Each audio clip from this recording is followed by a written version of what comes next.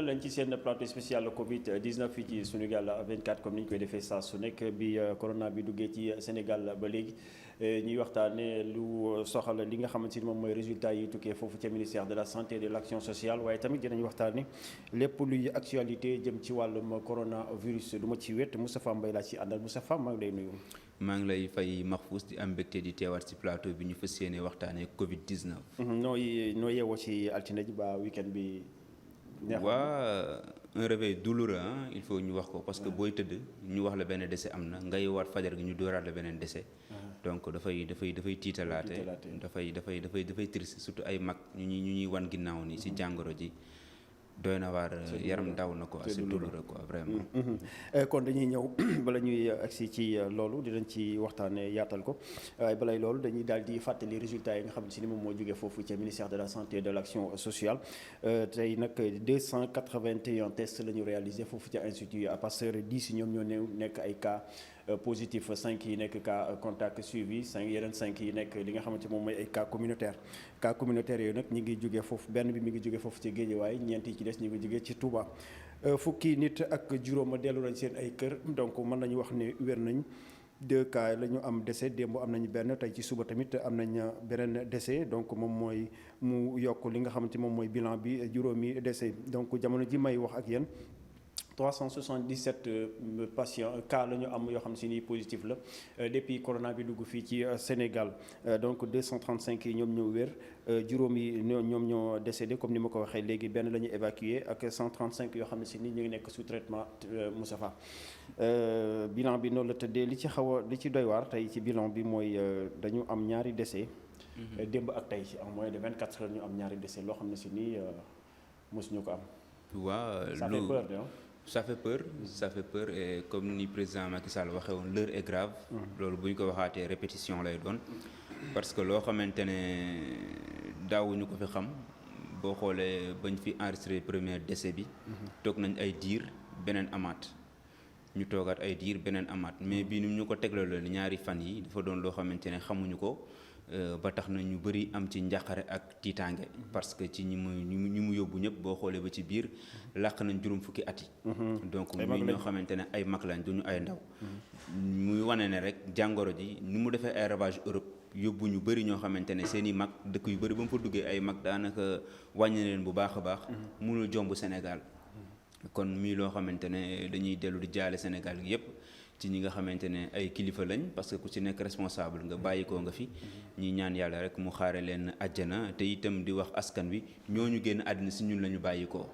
te ki nga xamante ne tamit sa kër nga koy bàyyi amaana ñiy dem di ñëw sax ñi ci ëpp ñoo leen di indil jàngoro ji wala ñoom tamit si seen i activité ñu dem jëli ji ko ba tax na ku nekk rek na nga gën a yem ak li nga xam ne moom mooy digley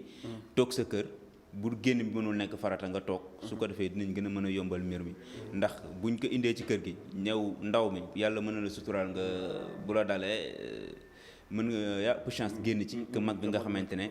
jàngoroom déjà système immunitaire am dafa faible dafa néew doole te mag ñi lu si bëri boo leen xoolee am na yeneen jàngoro yu ñu sooxuwaale bu dul diabète di tension di yeneen yoo xam ne tamit dafay laxasu si yaram mag bi ba tax na lu ko waral lu bëri rek jàngoro bi Covid 19 bu duggee ci moom daf koy gaaw a faagaakal moo tax daal ñun ñii di ndaw yi war nañ mën a def tout ba fegal ci sunu mag yi nekk ci kër yi waaye ñoom tamit ñu dimbali seen bopp ci respecté waale lépp loo xamante ne rek digle la te médecin yi di ko def.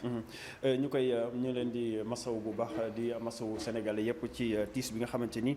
am nañ ko démb ak tey muy ñaari décédé ñi yoo xam ne si nii li ko waral moom mooy coronavirus mu nekk ay mag nag donc comme ni ko Moustapha waxee rek il faut ñu gën a farlu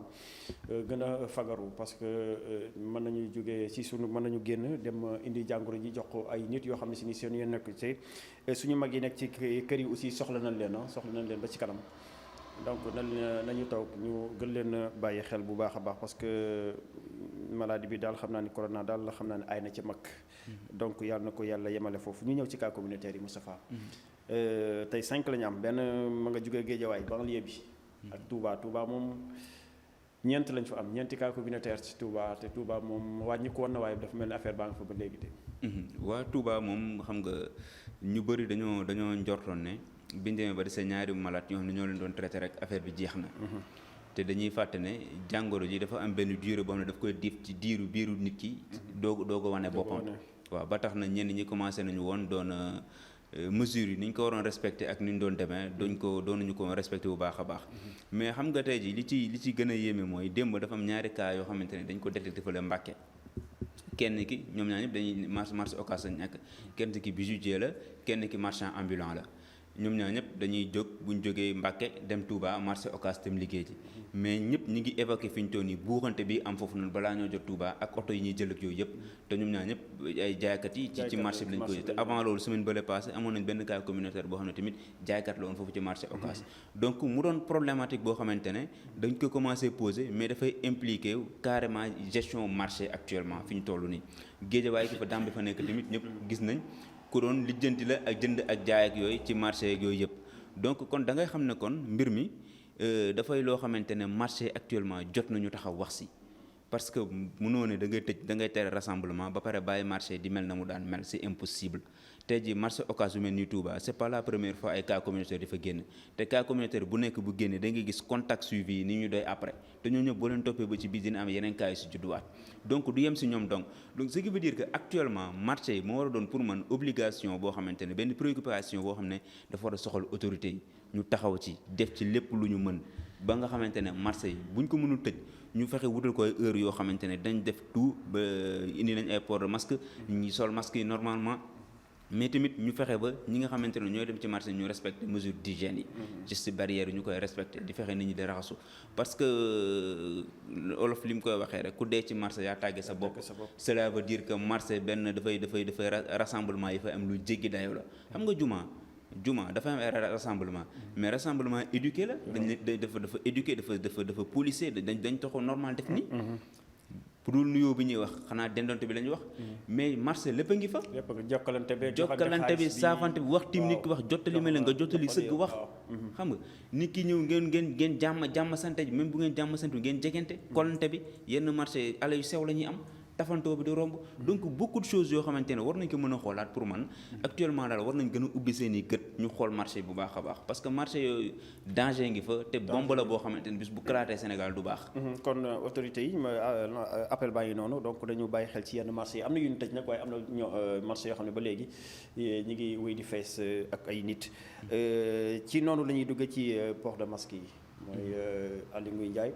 def na arrêté démb nee na ne ñëpp di sol masque rawatina ñi nga xam ne si ñoom ñoo nekk ci marché yi ak oto yi ak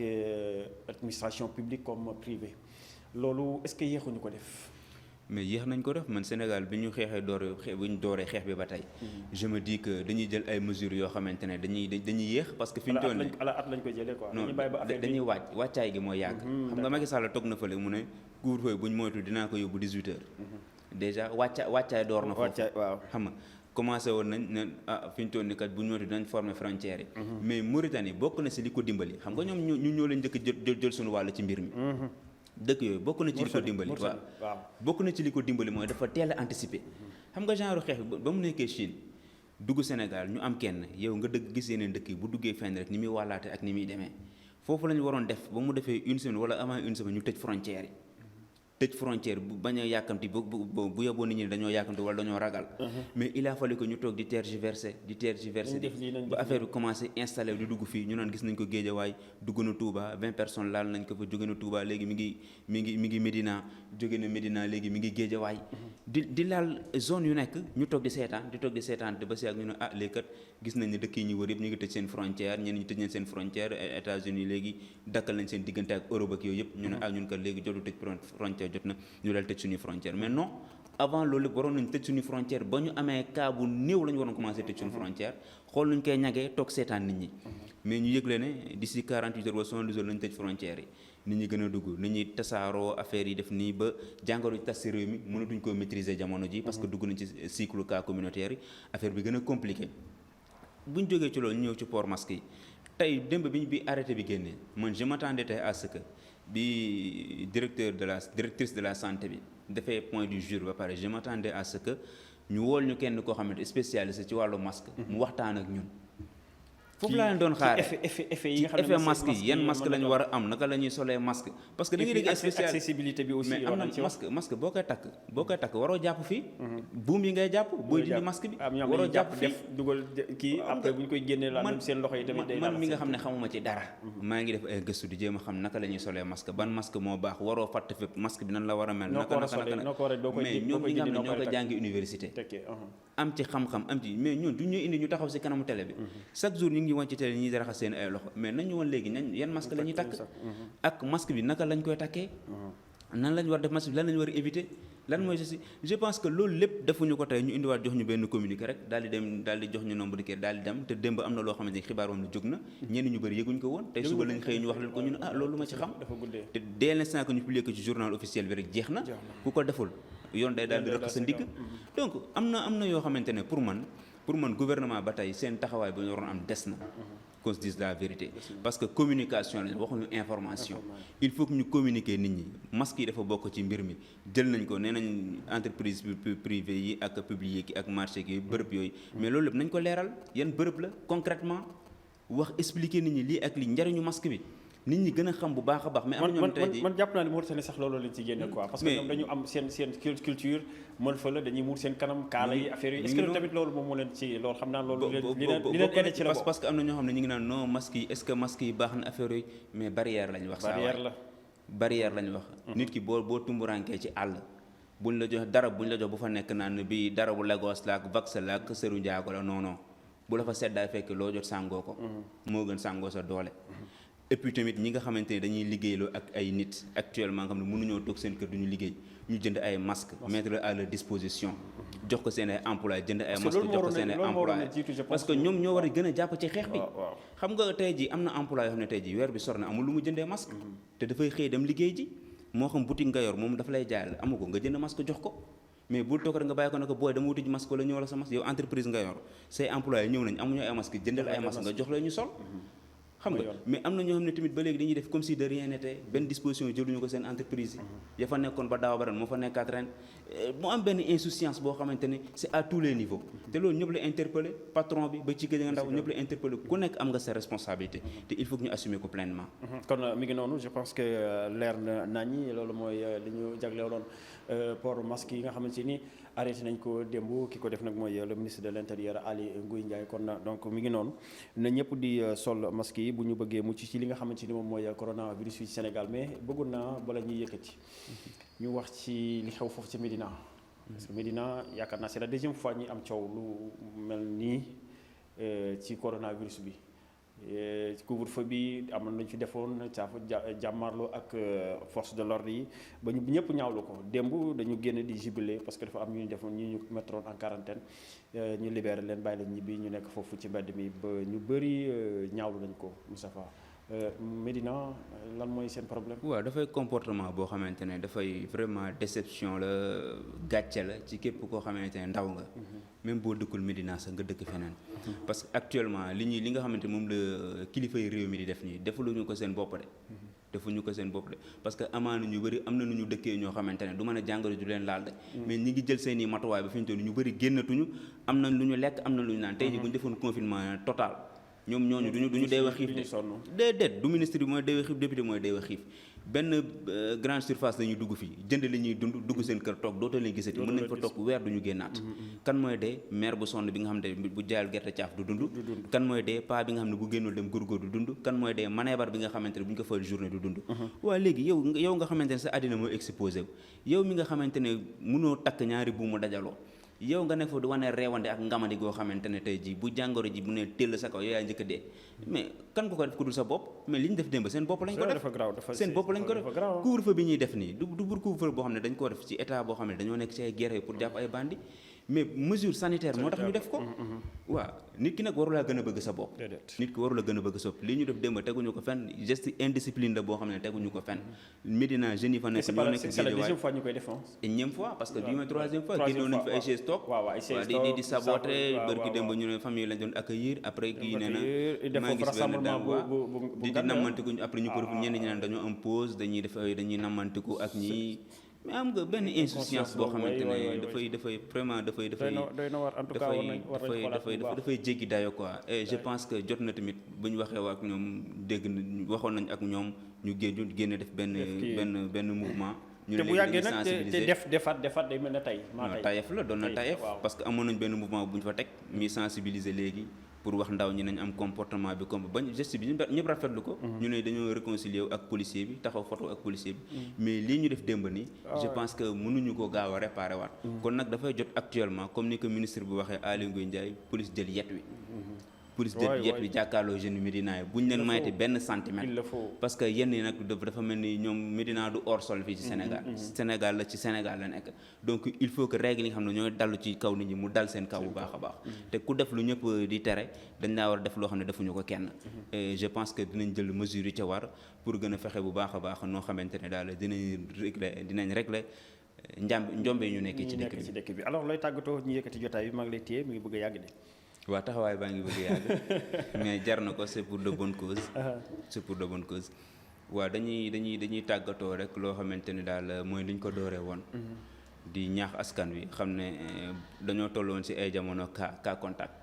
ñii naan contact yi nangam na nangam ñu dem ba ci ay cas communautaire importé contact affaire yooyu ba communautaire dugg ci léegi nag communautaire dañ daan def enchaîner mais tey ji dafa jël beneen virage mooy décès yi lu fi musutoon am intervalle de moins de 24 heures ñu am 2 décès. 4 heures de temps. waaw 4 heures de temps donc mii loo xamante ne ku mu tiitalul je pense que dootoo gaaw di tiit. lii jotee ni dëkk yi nag mi ngi fi parce que boo demee ba yenn dëkk yi fii ci Afrique di compter ay centaines de morts. bu dëkk bu ci mel ni Algérie nekk ci 141 morts.